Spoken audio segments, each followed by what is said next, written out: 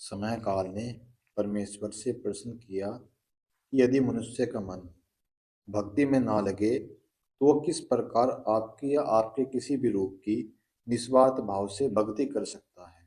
परमेश्वर बोले, समय काल संसार में किसी मनुष्य का मन मेरी भक्ति करने के लिए कभी भी प्रेरित नहीं करता है।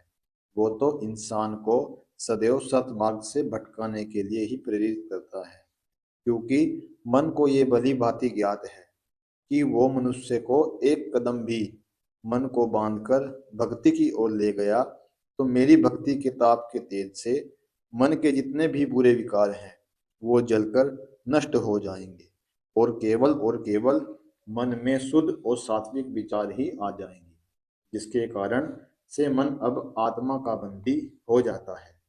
फिर वो केवल आत्मा की आज्ञा का पालन करता है। इसलिए समय काल मन कभी नहीं चाहता कि मनुष्य मेरे बारे में ज्ञान अर्जित करे।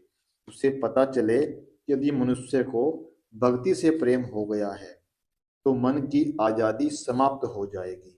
इसी डर से मन बार बार मनुष्य को भक्ति भजन करने से रोकता है, उसे वही कार्य करने के लिए प्रेरित करता रहता है जिससे मनुष्य भक्ति से दूर रहे और सदा सदा के लिए उसका गुलाम बनकर अपना जीवन यापन करे।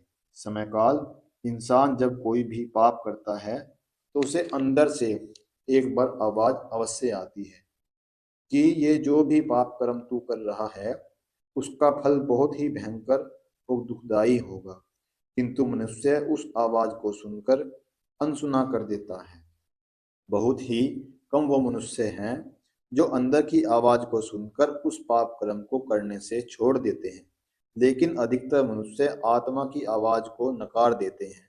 समय काल मन कभी भी नहीं चाहता कि मनुष्य को आत्मा की आवाज का बोध हो, इसलिए मनुष्य को हर वक्त चौबीसों घंटे अपनी इच्छा से नचाता रहता है और मनुष्य भी मान लेता है कि जो कुछ भी है केवल वही है, मनुष्य जो भी कर रहा है वो उचित है।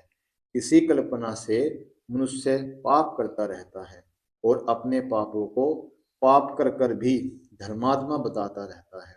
समय काल मन कभी नहीं चाहता कि मनुष्य को आत्मज्ञान हो, वो निर्णय तो मनुष्य को स्वयं ही लेना होगा।